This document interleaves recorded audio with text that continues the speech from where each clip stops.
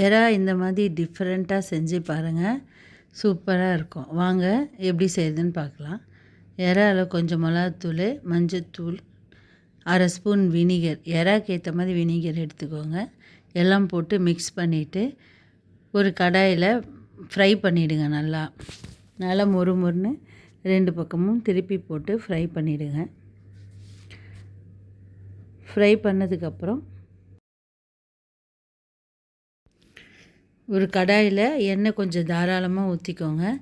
எண்ணெய் ஊற்றுனதுக்கு பிறகு குடமிளகா சின்ன சின்னதாக நீல வாக்கில் கட் பண்ணி போட்டுருங்க. மிளகா போட்டதுக்கப்புறம் மஷ்ரூம் வந்து நல்லா வாஷ் பண்ணிவிட்டு அதையும் வந்து 2ஆக கட் பண்ணிக்கோங்க. ரொம்ப சின்னதாக கட் பண்ண வேணாம். 2 துண்டாக கட் பண்ணி மஷ்ரூமையும் சேர்த்துக்கோங்க. மஷ்ரூம்லேயே வந்து ஃப்ரை ஆகும் போதே வந்து தண்ணி விடும். அந்த தண்ணியே போதும், நம்ம தண்ணியெலாம் ஊற்றணுன்னு அவசியம் இல்லை. 2 ஸ்பூன் இஞ்சி பேஸ்ட்டு விழுது. லைட்டாக உப்பு போட்டுக்கோங்க.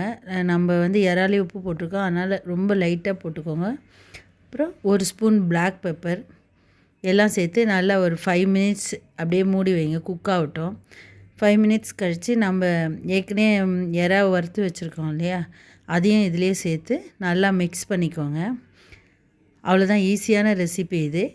மிக்ஸ் பண்ணிவிட்டு அதுக்கப்புறம் கொஞ்சம் கொத்தமல்லி, வெங்காயத்தாள் இதெல்லாம் போட்டு வெள்ளை எள் டெக்கரேட்டுக்காக வெள்ளை எள் போட்டு இறக்கி வச்சு சாப்பிட்டு பாருங்கள், சூப்பராக இருக்கும்.